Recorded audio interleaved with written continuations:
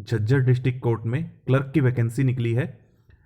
Applications are invited from the eligible candidate to fill up 13 post. 13 vacancies निकली है clerk की। ये contract पे है यानी कि एडहॉक बेसिस पर है। और सैलरी कितनी मिलेगी? 25,500 पर मंथ। कितना टाइम पीरियड के लिए वैकेंसी निकाली गई है?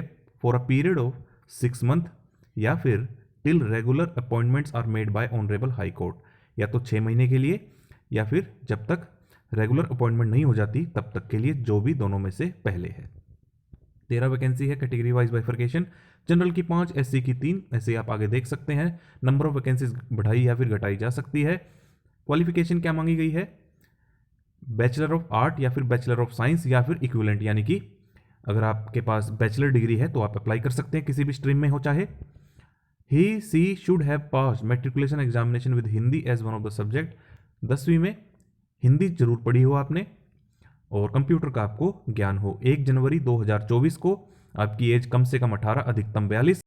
लेकिन जो रिजर्व कैटेगरी है, जो एज रिलैक्सेशन दी जाती है वो यहाँ पर भी दी जाएगी। सिलेक्शन कैसे की जाएगी आपकी? जो SSSC है, सोसाइटी है जो एग्जाम लेती है ऑनरेबल हाई कोर्ट या डिस्ट्रिक्ट कोर्ट में अपॉइंटमेंट के लिए, वही पैटर्न यहाँ पर रखा गया है।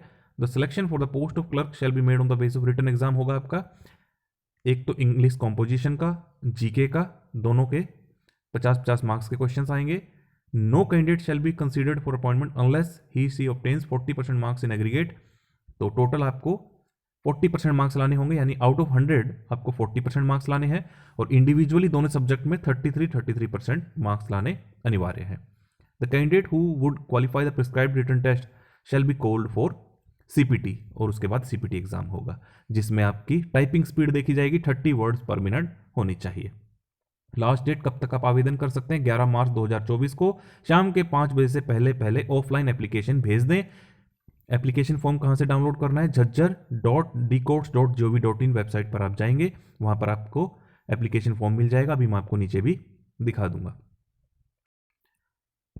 इंस्ट्रक्शंस क्या है? फॉर्मेट आपको डाउनलोड कर लेना है, सेल्फ अटेस्टेड सभी डॉक्यूमेंट्स अटैच करने हैं साथ में, लेटेस्ट पासपोर्ट साइज के साथ, फोटो के साथ।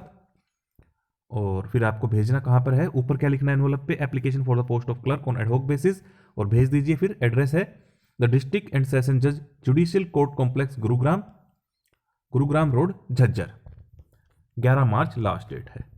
और किसी मोड से आप ना भेजें, ऑफलाइन आपको भेजना है, चाहे आप खुद जाकर दे दें या रजिस्टर्ड पोस्ट से भेज सकते हैं। रिजर्वेशन, जो मैं आपको हर वीडियो में कहता हूं कि हरियाणा में reservation will only be applicable to the candidate of Haryana state having Haryana domicile.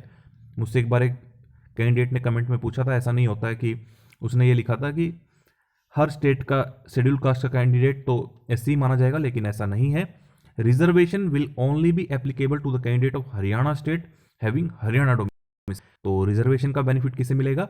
जो हरियाणा का वासी होगा।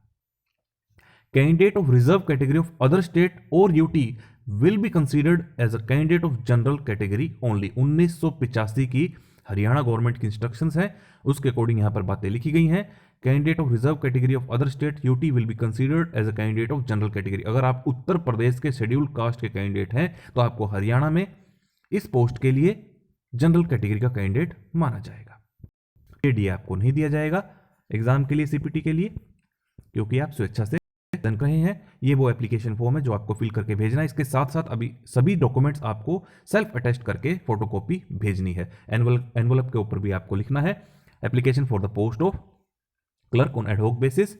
तो आप अगर आप एलिजिबल हैं और आप अप्लाई करना चाहते हैं तो जरूर अप्लाई करें। सारी इंस्ट्रक्शंस बातें मैंने आपको इस वीडियो में बता दी हैं, और चैनल को जरूर सब्सक्राइब करें।